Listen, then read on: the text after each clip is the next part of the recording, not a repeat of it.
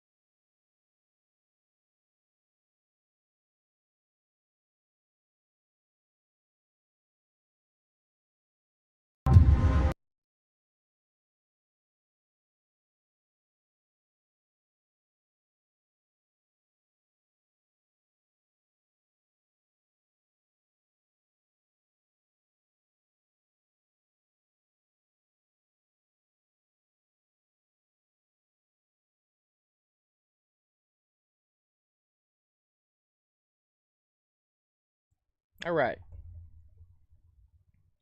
So I'm going to jump into this pretty quick cuz I still have a headache and I said I was going to stream, so I'm going to stream. But for now I'm going to go through the cabinet picks he has so far. I really don't want to talk about Rubio much because I don't see the point. He hasn't been publicly announced, and I personally, I do not think he's going to pick him.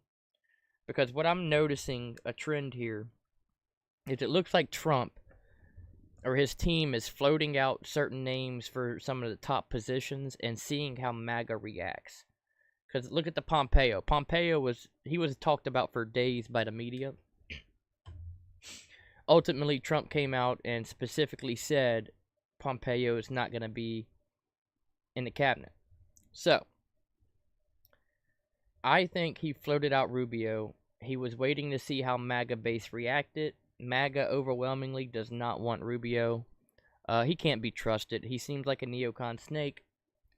I agree with pretty much everybody's thoughts on that. I've never liked Rubio, and when it comes to Secretary of Defense, like there's certain positions you can put people who disagree with you or who have had some disloyalty in the past. But when it comes to a position like that, you need someone who is on your agenda, someone who is parroting your thought process, because you are basically a representative of foreign policy across the world. You need somebody who is on board with the agenda. And I'm not convinced that Rubio will be completely on board with that. Now, let me get my iPad here so I can monitor some stuff. So we're gonna jump into some of these picks. My favorite pick so far was Pete. At first, I was like, "Do I like this?" But then I thought about it. I had just recently watched him on Sean Ryan.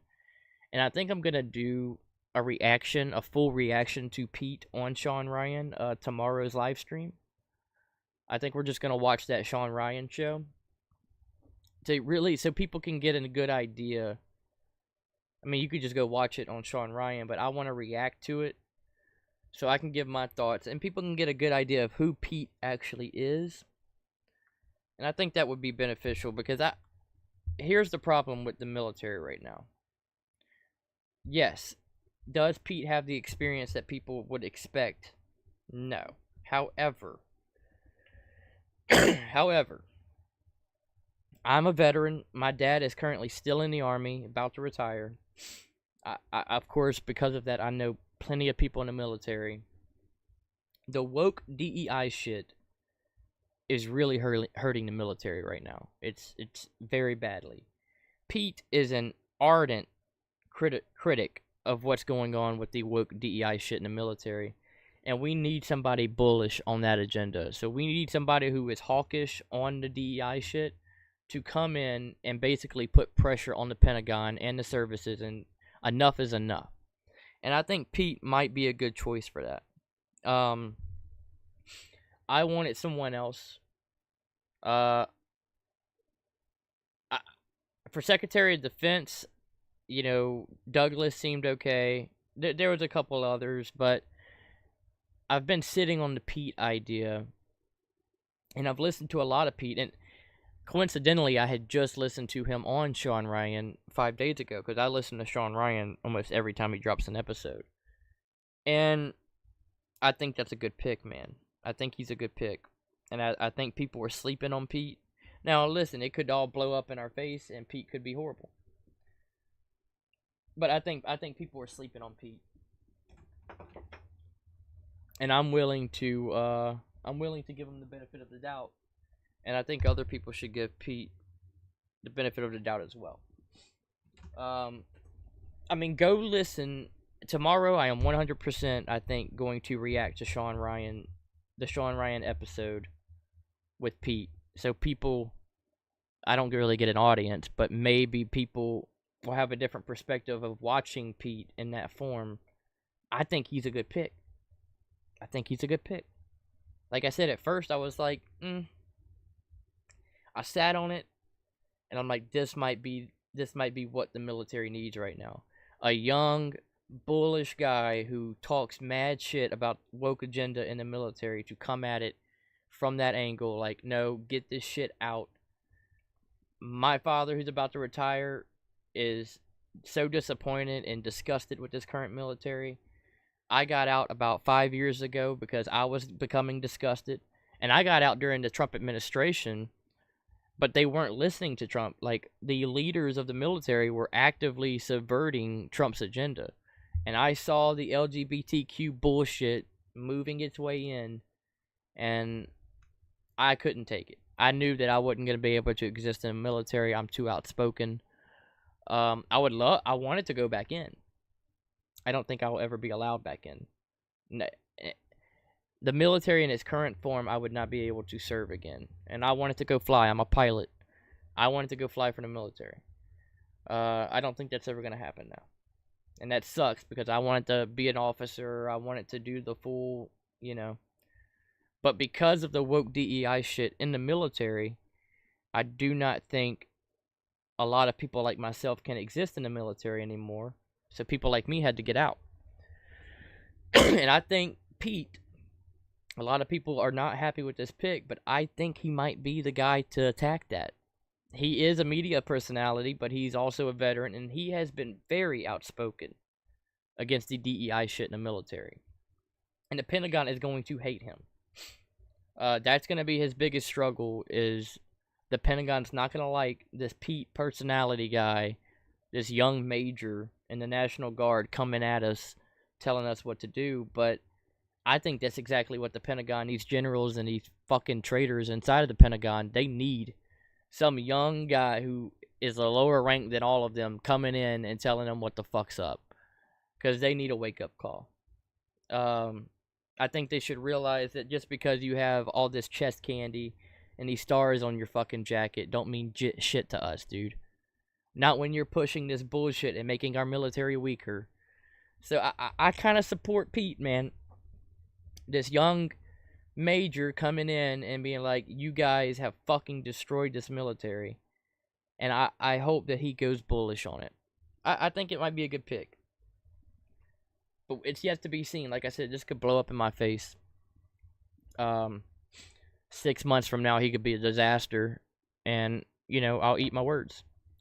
But if Pete comes in, he immediately goes to the Pentagon and lays out Trump's plan, and he's like, the LGBTQ bullshit, gone. It's out. No more. Trans, banned from the military. You're fucking done. No more. You're not taking in any more of them. We have to ban trans agenda from the military. keep trans people out of the fucking military, you're gone. Get over it. You don't belong in the military. There's all kinds of things in the world a trans can go do. The military ain't one of them. We have wars to fight, and you're not a war fighter. Goodbye. Women in combat roles. I'm sure there are some combat roles that a woman can go into. Special forces ain't it. We're not going to lower standards so you can meet them and go, get people killed because you don't know how to be cohesive in a unit. You're done. I think there's a lot of things that he can address. Taking all of the Marxist ideology, BLM bullshit out. I'm getting messages from friends that are still in the military. They're sitting in freaking seminars where they're being coached on their racism. Take that shit out the fucking military. I'm sorry. Take it out. I never once saw a problem with racism until the end of my time when I started seeing this woke ideology shit flooding into the service. One of the last things I had to do while I was in the military, I shit you not, I was on my way out. I was the leading petty officer of the first lieutenant, which in that case, a first lieutenant is like a glorified janitor of a command. So I was the petty officer of this little situation. My chief approached me along with some jackass pussy from DC. This guy that was coming to audit our command.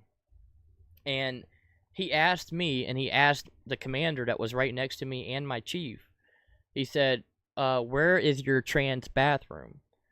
So apparently this guy was going to command by directive of DC. Under the Trump administration, Trump had no idea this was going on. And he was forcing commanders to locate safe spaces for transgenders to use the restroom or whatever. So what they tried to do with me is one of my last duties in the military was locate a trans safe space. And I put it off for months. I said, yeah, sure, I'll do it. Chief kept coming to me, and I got in trouble for this. Chief kept coming to me every other week, have you done this? Have you done this? Have you done this? I'm like, yeah, I'm looking for it. I'm having some issues. And I just kept kicking the can down the road. And I remember telling my friend, we were sitting in the office, and I said, I'm not locating a trans fucking bathroom. You might as well get over it. And there was an incoming guy that was taking my shitty position because I was about to get out the Navy. And I said, they're going to come to you looking for a trans bathroom. I refused to do it. I'm like, I'm not letting one of the last things I ever do in the military is locate a trans safe space. Sorry, go fuck yourself. It don't belong in the military. I'm not entertaining the shit. Fuck off. So that's the kind of people we need, and I think Pete is that guy. I think he's going to come in, he's going to say, all the woke LGBTQ trans bullshit, you're done, get out. So that's my rant about that. I think he's a good move. But it's yet to be seen. But we're going to start jumping into it here. So, and like I said, I am sick, so this won't be a long live stream.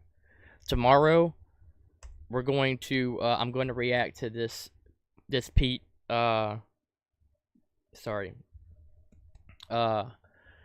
this Pete interview with Sean Ryan. I'm very tired and sick right now, and I'm trying to get through it. So, I had a sinus headache all day. So what's publicly announced? Chief of Staff Susie Wiles. Wiles has been widely lauded for heading Trump's successful campaign this year, and she was a pivotal force behind Trump's campaign. That is a fact. She maintained close ties with the president-elect throughout the Biden administration and signed on as CEO of Trump's Save America PAC in 2021. I'm going to be honest. I don't know much about Susie Wiles, but from what I heard, is she's been very influential in getting Trump elected. And from what I see so far, she seems very loyal to Trump and seems on board with the Trump agenda. I do understand that there are some questions of her influences and her associations. I forgot, Mercury, I think is the company, which is a lobbying group that lobbies politicians in DC. And there's some murkiness around there. Um, some stuff I don't like. However, the reason SpaceX gets government contracts is because of her company, who she was a part of. So there are benefits to lobbyists, just as there are setbacks. And here's the reality about lobbying in DC. If Trump doesn't make any friends in any of the lobbying institutions, he's never going to get anything done in DC. The sad and nasty reality about politics in DC, you have to play some of the games to get ahead. There is no way that Trump's ever going to make any changes in our government in DC without playing these games. He needs people who do know these lobbyists. He's going to have to play the game with them. There's no way around it. So yes, be skeptical of her associations in the past, but also consider Trump's situation. He does need some of that influence. It's just reality of being in DC. You're not going to get away from lobbyists. If you piss off every lobbyist that operates in DC, you might as well kiss any agenda goodbye, because you're never going to get anything through. You're never going to get any policies through Congress.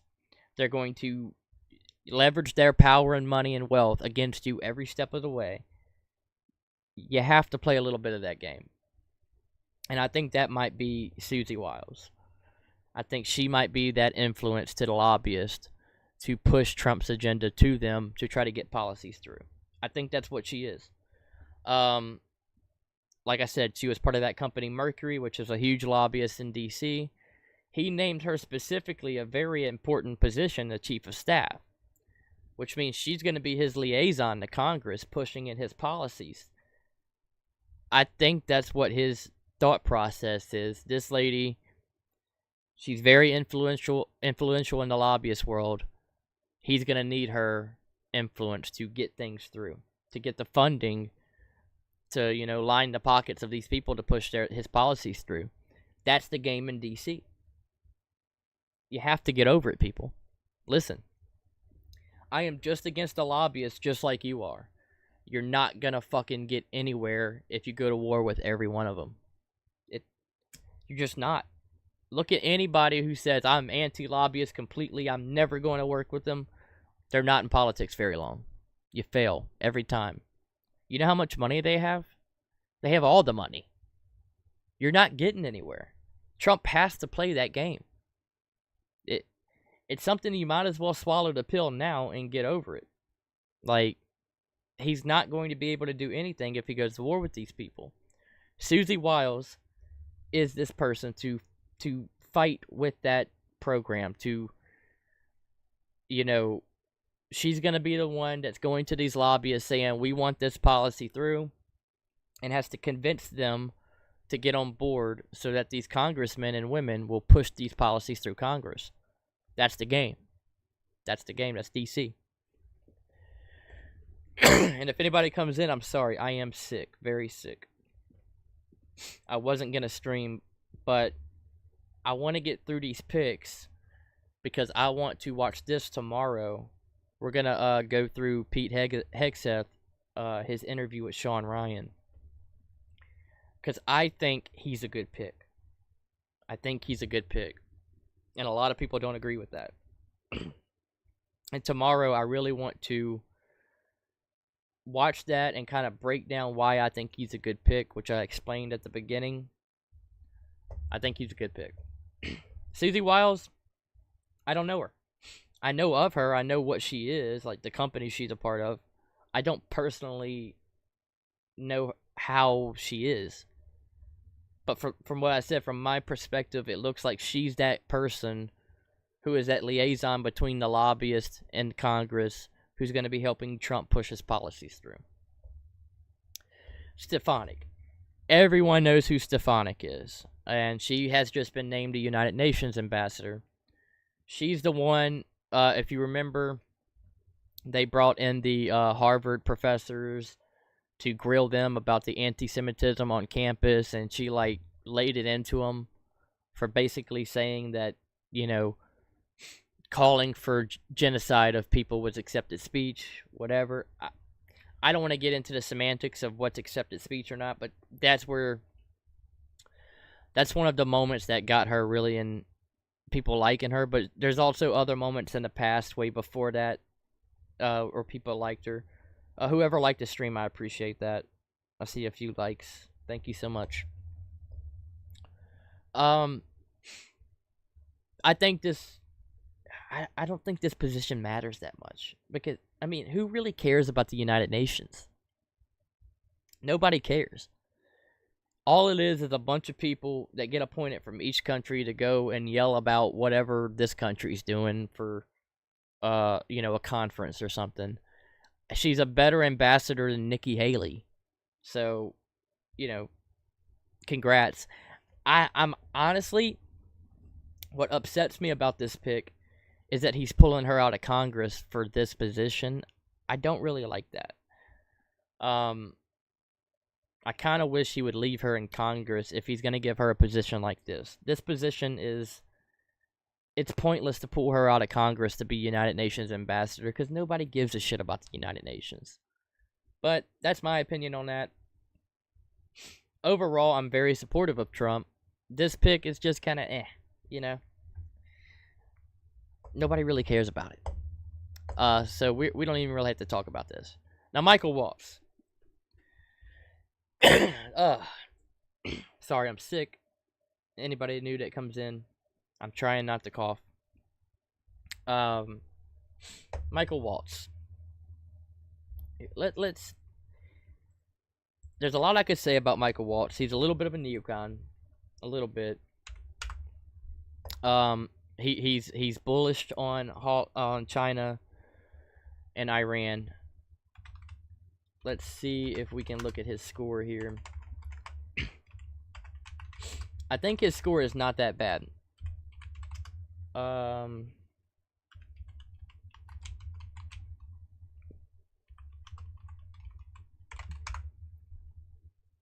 Okay, yeah, here's his scorecard. So overall, I mean, not that bad. Not a bad score on Heritage Action. Which, take some of this with a grain of salt. Average House Republican. He's got a 90% lifetime score, 85% session score. Safeguard American Voter. So he did vote on the SAVE Act.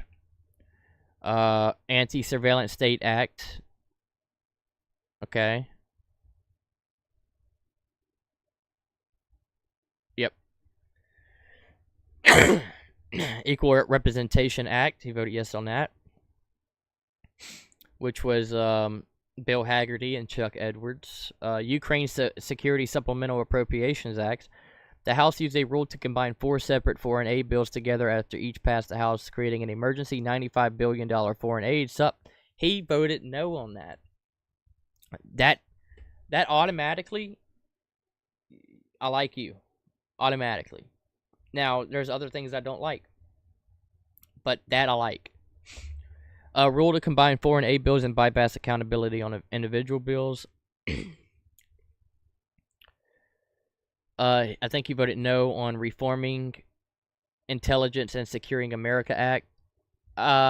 So here's the thing about that act. I don't think it really did much of importance to really reform anything. If you want to reform the intelligence agencies in this country, you're going to have to do more than this act. I'm not really mad that he voted no on it. I don't even think it was that big of a deal. I like to see what he voted no on. Impeaching Secretary of Homeland Security Mayorkas. He voted yes on that. Great position. So I'm seeing a little bit of some military stuff that could be questionable, but then again, Trump's going to be a very pro-military president. And as a veteran and a father who is currently serving in the military, I want a pro-military president. However, I don't want to go to war. So, just like my father and most of the people I know in the military, we're tired of fighting pointless wars for these fucking assholes. So, that's where it's a little iffy with him, but he did vote against sending aid to Ukraine. I know he's going to be bullish against Iran. I'm expecting in the first few months of Trump's administration is going to be very heavy on Iran. And he's probably going to risk conflict, but Israel's already fighting with Iran. I don't think he has a choice, but hopefully he comes in, he waves a big stick at Iran, and Iran calms the fuck down, and we don't have to go to a wider conflict with them. But I do expect the first few months there's going to be some hawkish decisions made against Iran. And I think that was expected from almost everybody from Trump. So I'm not going to really cry about it too much. We knew that was coming. So yeah, that's what I got for Waltz. I don't have much else to say about Waltz. Tom Homan. I talked about this guy in my last stream, but it got copyright struck and I had to take it down. Tom Homan.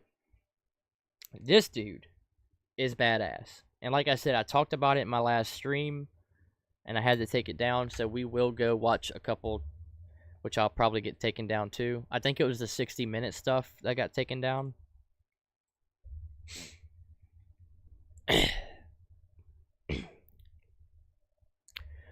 I'm trying so hard not to cough into the mic. I'm so sick. We will play this one for Tom Homan. I can't really play the Fox News or 60 Minutes because they're going to copyright strike me. First of all, it's getting old that they're doing that, dude. Like, just let us cover the news, man. It's hard to grow a channel when you're getting copyright struck on everything you cover. Disgusting. I've served my country. I've served my country for 34 years. I find your comments this is out of disgusting control. as well. I've served my country for 34 years, and yes, I held a 5-year-old boy in my arms. In back of that tractor trailer, I knelt down beside him and said a prayer for him because I knew what his last 30 minutes of his life were like, and I had a 5-year-old son at the time. What I've been trying to do my 34 years serving my nation is to save lives. So for you to sit there and insult my integrity and my love for my country and for children, that's why this whole thing needs to be fixed. And you're the member of Congress. We agree on that. Fix it. We agree on that, but I disagree. But I also disagree with your characterization of immigrants as prone to criminality. He's a badass, dude. I mean, he's simply you want to know why badass. there's 50,000 people in detention? You want to know why we have 1 million illegal entries in the United States? You want to know why we have these issues? Because you have failed to secure the border. You have failed to work with this president to close the 3 loopholes we've asked for 2 years to close. So if you want to know why this issue exists, you need to look in the mirror. You have failed American people for not securing the border and closing loopholes. Mr. Homan, Look, please respect the chair and the authority of the Nobody chair. respects The you, time lady. of the gentleman has expired. I've asked you politely to let me go Gentleman beyond my time, and you let other people go beyond their time, but not to Tom Homan. He don't get to go beyond his time. Mr. Homan, we have he's just- dude, approved this is a an circus. agreement. He's such a badass, dude. This is a circus. Like, this lady thinks she deserves respect. Lady, you work for us. You deserve no respect. The way that you have ruled in Congress, the way you have voted, the way you have tried to lord over the American people, you don't deserve respect. You can slam your stupid little gavel all you want. Nothing to us. You're worthless. This is a circus. Between the Republicans and the Democrats, with the ranking member, we increased the time of one witness, one member of Congress who was interrupted by a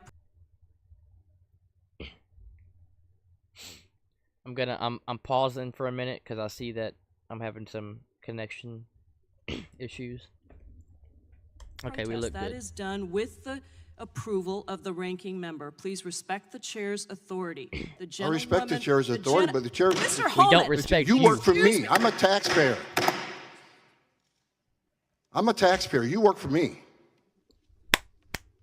So the recommending that you recommended family I hate separation, this I girl. recommend a zero tolerance. which includes family separation. The same as is with every U.S. citizen parent gets arrested when they're with a child. Zero tolerance was interpreted. I'm pausing for internet connectivity. My Starlink is dropping. It's probably just switching satellites right now. Okay. As the policy that separated children from their If I get arrested for DUI and I have a young child in the car, I'm going to be separated. When I was a police officer in New York, I'm waiting for the connection to stabilize.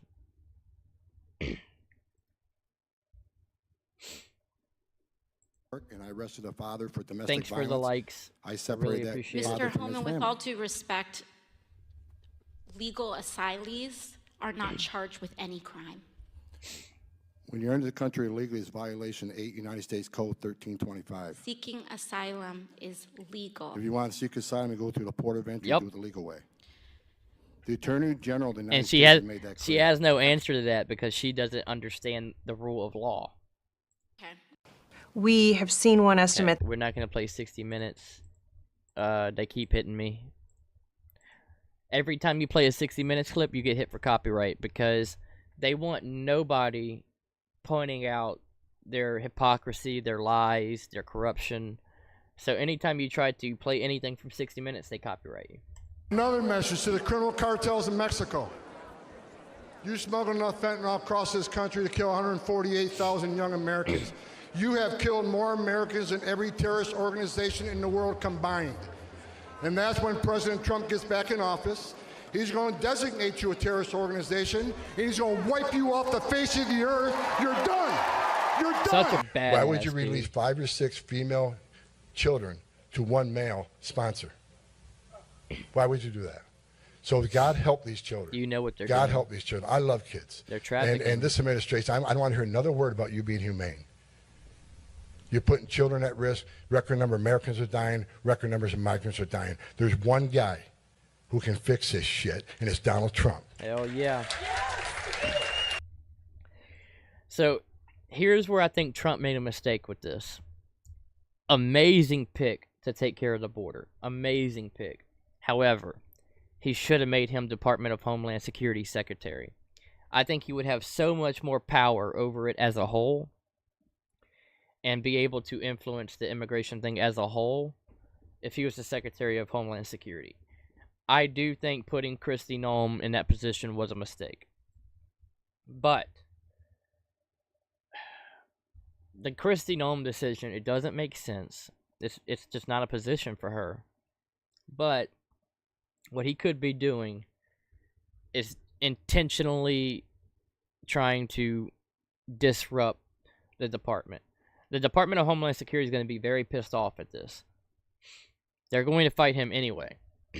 And I'm thinking he might be sending Kristi Noem in to clean house. And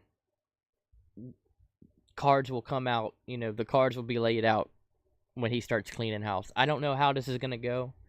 They're going to be very mad. It doesn't seem like the correct pick. I think he should have made Homan the Department of Homeland Security Secretary. And I think that he would have had more power over the border that way. But we'll see.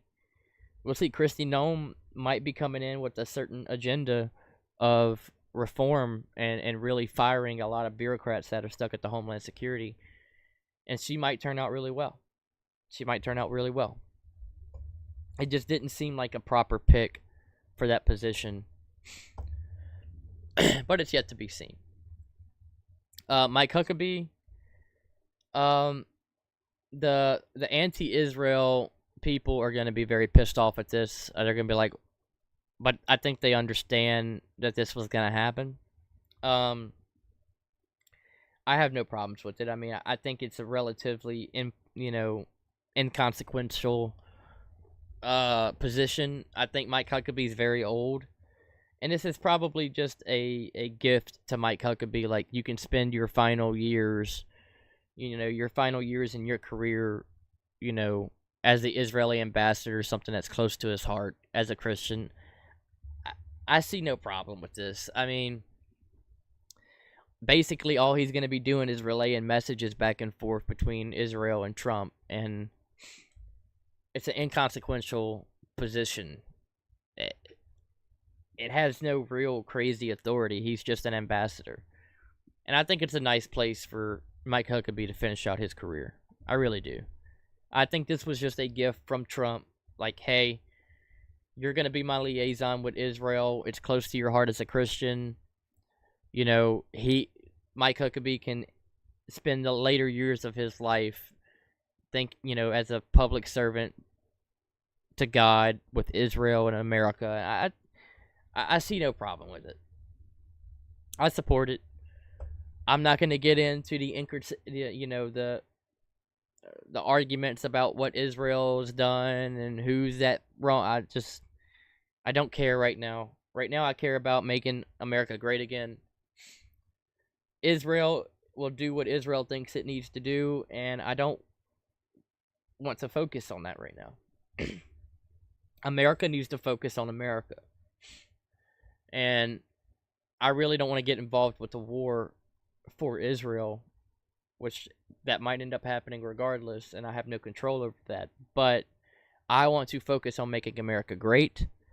If you want to make Mike Huckabee the ambassador to Israel so people feel cozy and he gets that gift for his life, I'm cool with it. Let's let it ride.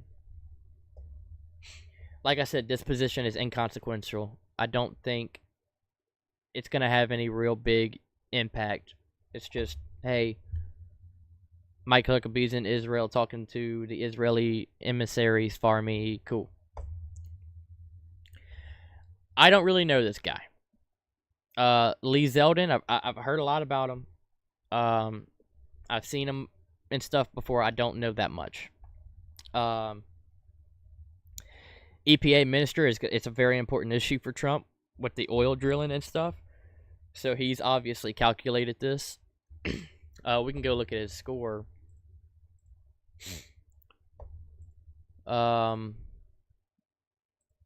Let's see, Lee Zeldin.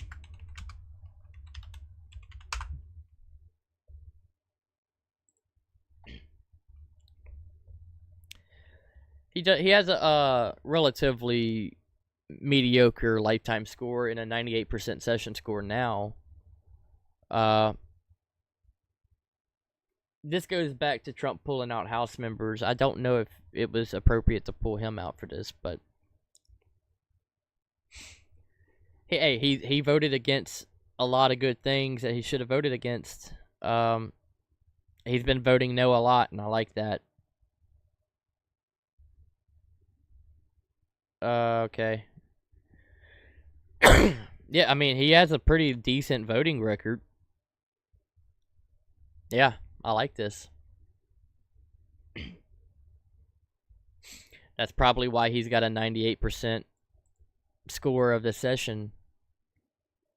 Yeah, I mean, he has a decent record, so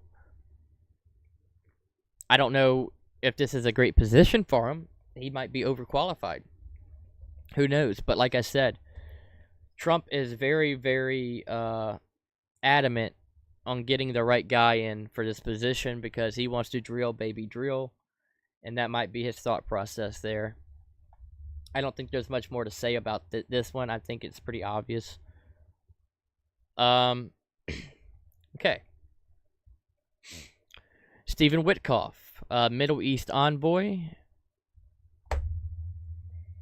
This goes back to Mike Huckabee being the Israel ambassador.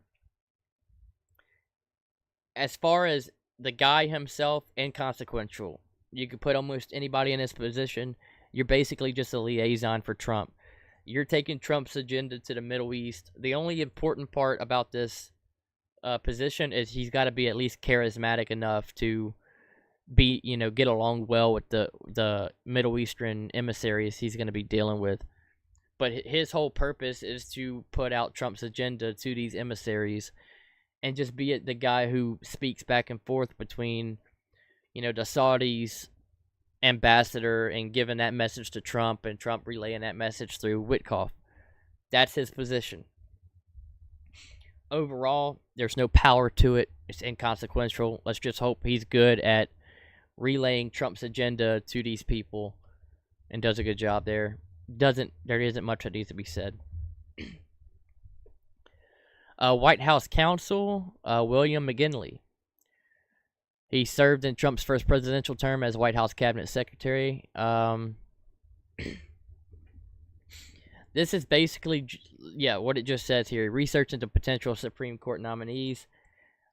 Trump choosing Supreme Court nominees is probably going to be a big deal in his administration once again, which is absolutely crazy to even think about. So hopefully this guy is a good pick. I don't really know that much about him, but let's look at see if he's got a score. I'm trying not to cough again. Like, I'm feeling so sick, but whatever. Yeah, I don't even see a score on him, because I guess he wasn't in Congress. Maybe he is a good pick. I don't know much about him. I really don't. A lot of these guys, I know at least enough to speak on them. Yeah, this guy I don't know much. But hopefully he helps Trump choose some good Supreme Court nominees. John Ratcliffe. There are some people that do not like this pick. I don't think it's a bad pick. I don't think it's a particularly great pick for this position, because I really wanted somebody who the CIA is going to despise. I want somebody who's going to come in and just be a wrecking ball for the CIA, because fuck the CIA. And you know, there are some people who are in the podcast scene who talk good about the members of the CIA and some of the contractors, and not all of them are bad. And I'm sure they're right. Like, Sean Ryan was a CIA contractor, and he's a great person. The Bustamante guy, I don't trust him. I really don't trust him that much.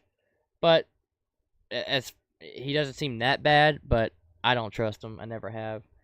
I don't trust the CIA at all. I want somebody who's going to come in and just say, hey, whatever bullshit you've been doing to get one over on the American people, you're done. I want that kind of guy. Maybe John Ratcliffe is that guy. I don't know. I haven't. He was the director of the DNI for Trump, and Trump awarded him the National Security Medal. Maybe he is the pick. I mean, he at least knows the job. So maybe he will take it to the CIA, and maybe we find some stuff out. So maybe he is a good pick. I don't know. He was. I do remember him in Trump's old administration. I didn't hate him. At least he wasn't one of these guys that was like undermining Trump every step of the way. At least from what I know. I would like to know Michael Flynn, what his perspective on this pick is. We might try to look at that. Actually, let's see if he's talked about it.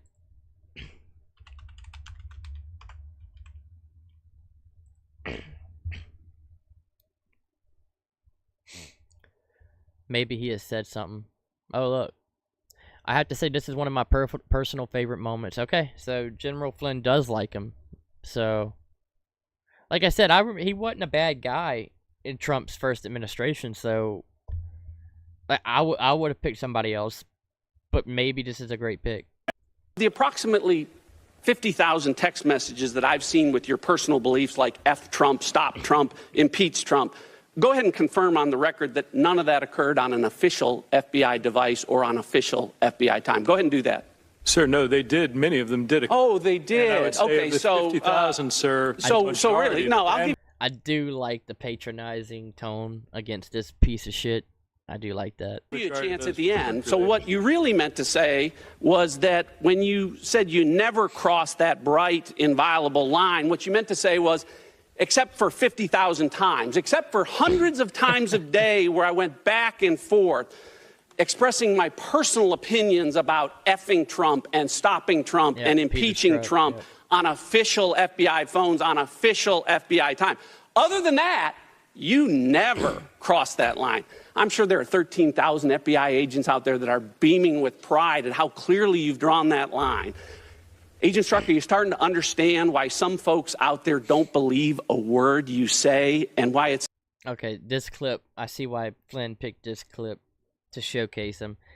He's probably a good pick.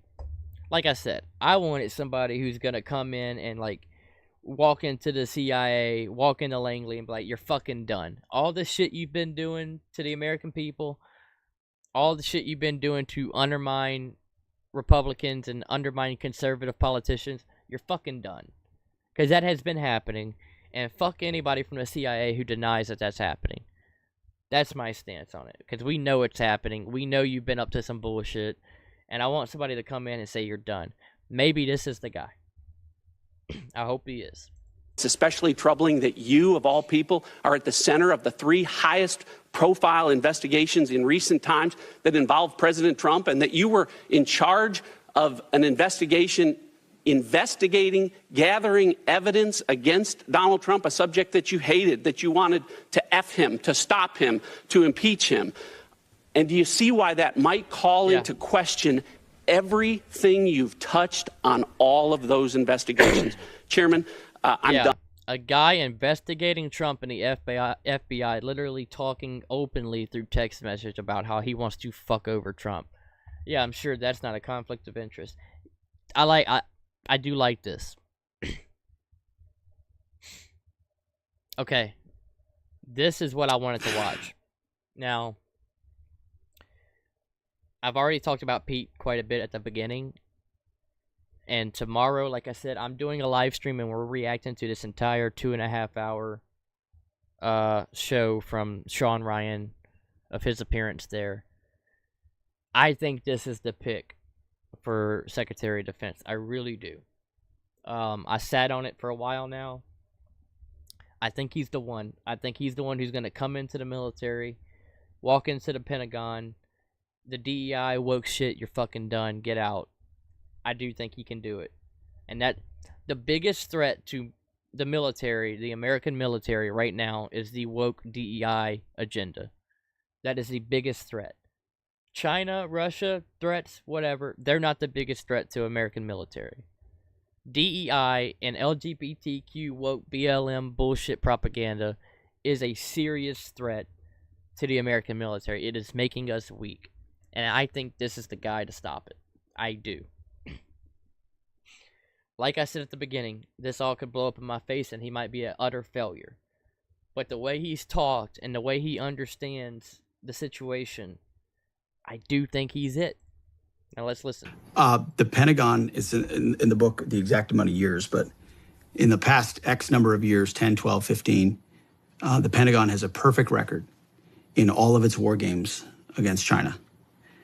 We lose every time inside the Pentagon war games. We know what our real capability. You see, we didn't even get to this part of the war on warriors. I mean, the military-industrial complex, the way we procure weapon systems. We're always. Now, I've already listened to this whole interview, and I'm doing a live stream tomorrow, going through the finer points. The way our system works, the way our bureaucratic system works, where the speed of weapons procurement works, we're always a decade behind in fighting the last war. Whereas China, we have, what did Rumsfeld say? You go to the war to the army you have. We have the army. China's building an army specifically dedicated to defeating the United States of America. That is their strategic outset. Take hypersonic missiles.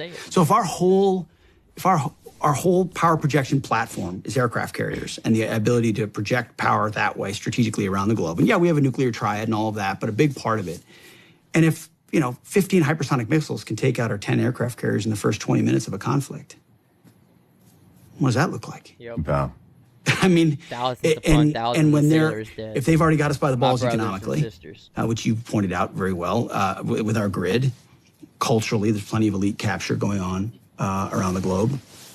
I mean, and then microchips and everything. Why do they want Taiwan? They want to corner the market completely on the technological future. We can't even drive our cars without the stuff we need out of China these days.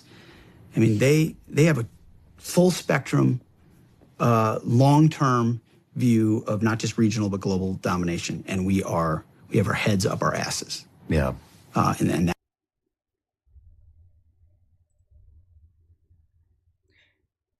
I'll send in a text real quick.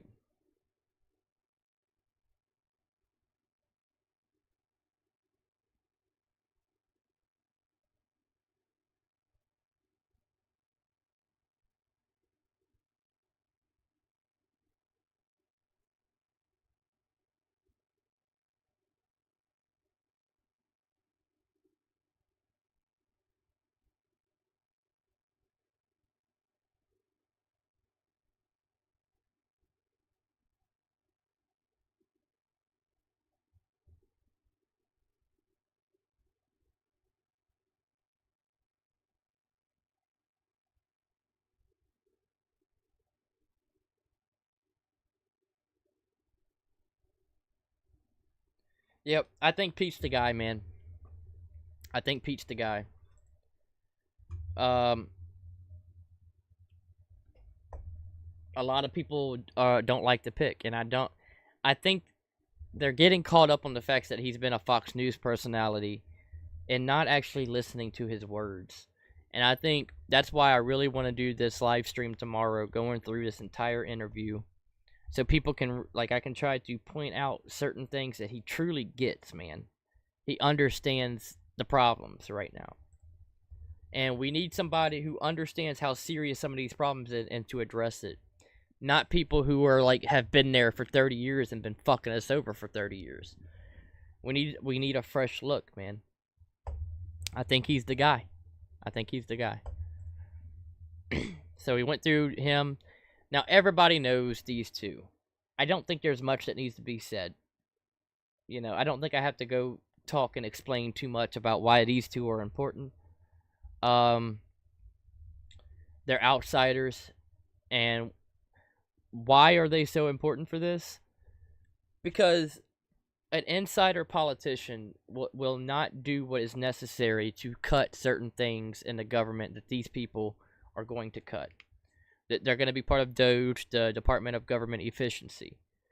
If you brought in a politician to do that, they're not going to cut the things that need to be cut because they have direct ties to it. These people have no ties to government. So they can come in from the outside and look, is this efficient? Like, what is this? Why is this program here? Why is this program here? Why are there 30 employees working this when it's basically a useless job that taxpayers are funding? They can come in and just start cutting off the excess of the government. I think this is probably going to be one of the most important parts of Trump's administration and the most important part of that first year of his administration. The first 100 days is going to be cutting all that shit. And these are the two to do it. I really think it is. Vivek's already proven he understands the issue and he knows exactly how to attack it. He's written books about it. Elon, multiple businesses, very successful, obviously is a good guy for this. Gonna be great. I mean, look what he did with Twitter, or X. He came right in and like fired 80% of the people and it still functions properly. He proved that when there's excess, you can cut all that out, reduce your spending, and still maintain a product. And we just talked about Pete. Tomorrow, I'm doing an entire live stream dedicated to Pete. I think he is an amazing choice for Secretary of Defense. I've reiterated that several times this live stream. So that's why I'm going to dedicate an entire episode to him. I want people to understand how important I think Pete might be. And I've said it multiple times. I could be wrong. I don't think I am. Kristi Noem, I discussed this a while ago. I like Kristi Noem. I understand why people hate her. The dog thing and other issues. I get it. There are things you should understand about living on a farm and, you know, the way of life on a farm. She didn't explain it very well at all, but without getting into that, I understand why people are mad about it. However, she is a good person to be in the administration in some capacity. I do not think this is the role for her. I think this role should have gone to Homan, and Homan should have been both the border czar and Department of Homeland Security secretary. Those two things are kind of influential together. They're both important. And I think he could have tackled the issue more directly as secretary instead of her. But maybe she's going to be working in conjunction with him, and he's going to be a close advisor to her and how to rule over the Department of Homeland Security. Because regardless, the DHS is a cancer on society right now, and it has a serious problem. A serious problem. And it needs to be addressed. Hopefully she does well. Maybe I'm wrong, and she is an amazing pick for this. I think it's the wrong pick. But this is really one of my few criticisms of Trump so far. But we'll see. Maybe she turns out to be amazing. I could be completely wrong. Now, they keep floating this. I don't think Trump's going to choose Marco Rubio. Here's what I said at the beginning. I think Trump has been this is a very influential and important position. Half of these positions I just went through are not that important. Secretary of State is very important. It's one of the most important picks of the cabinet. This is basically your guy who is going around the world, and he is the face of your foreign policy agenda. So, I really, and I'm going to say this as clearly as possible, I really don't want Marco Rubio being the face of our foreign policy. I do not like Marco Rubio. I never have liked Marco Rubio. I am glad that he is pretending to be loyal to Trump right now, but I don't trust him. I think Trump has been leaking certain names for these positions. I think Pompeo was leaked. I think he knew how MAGA was going to react to Pompeo, and luckily they reacted the way they should have. And I think he leaked Marco Rubio out there. I think he's leaking names out to see how MAGA reacts to these names. And MAGA has overwhelmingly reacted negatively to the idea of Marco Rubio in this position, with help of the libertarians like Dave Smith being very loud against it. I do not think he's going to pick Marco Rubio. I think he floated that name, and I think he hears us. I don't think he's going to choose him. I think this name was floated days ago, and he is still yet to confirm him as Secretary of State. He would have confirmed it already if this was the guy. I think he hears the base, and he's like, oh, they don't like him. Here's something people need to understand about Donald Trump. And you really, really need to understand this. Trump wants to be liked, okay? I think he's a great leader, and I've been supporting him since 2015. But something I realized early on is Trump wants to be liked by the people.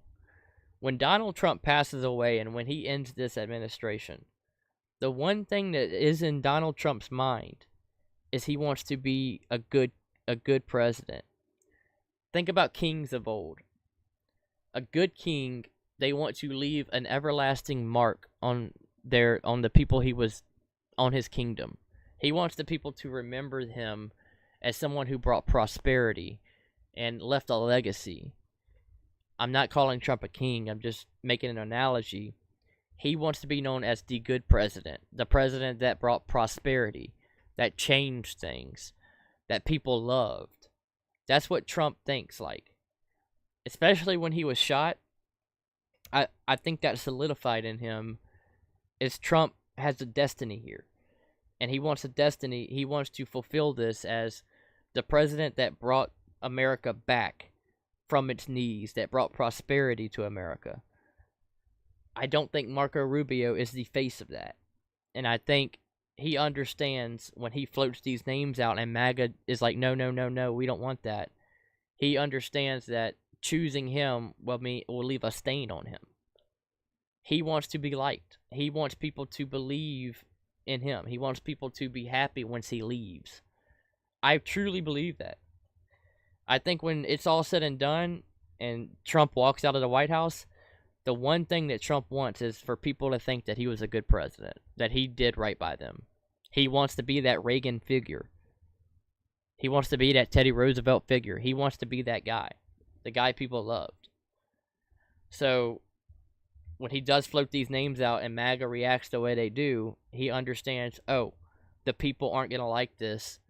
Don't do it. So I don't think he's confirming Marco Rubio. I think we're going to get a better pick.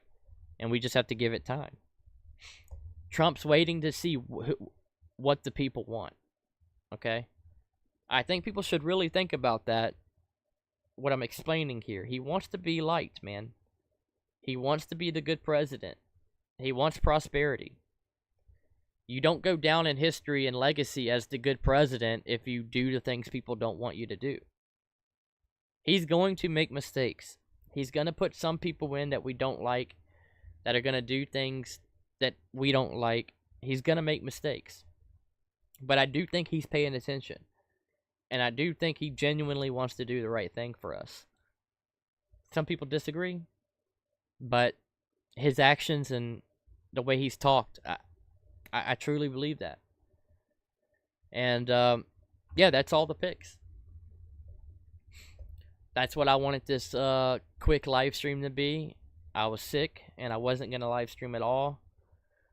But I said, screw it. I need to be more consistent. And we went through them. Now, like I said, there's going to be more picks going out. And I'm going to cover as many of them as I can. But tomorrow, my live stream is dedicated to Pete.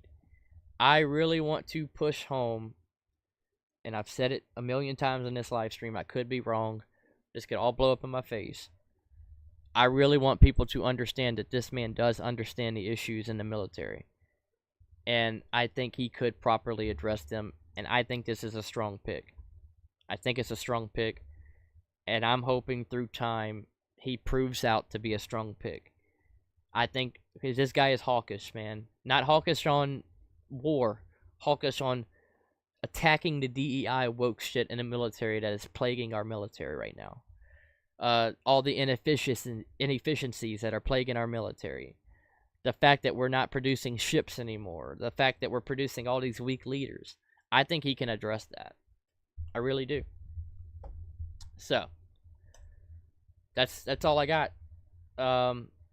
Tomorrow I'm going to be covering this, and we'll also throw in whatever new picks Trump puts out. If anybody's come in late, please go back and watch my breakdowns of these picks. I'm not the smartest guy in the world, but I think I offer some insight into some of these picks. As a veteran, especially, I think I offer a little bit of a perspective that's worthy. Maybe not.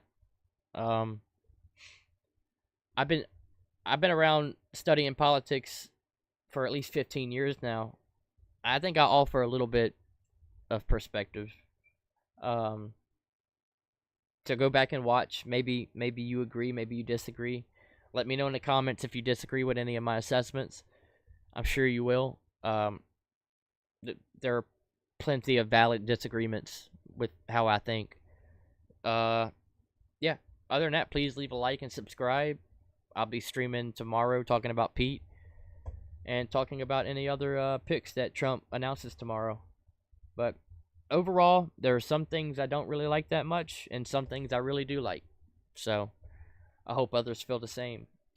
I'm going to take some medicine and go to sleep because I'm tired of being sick. So good night, everybody.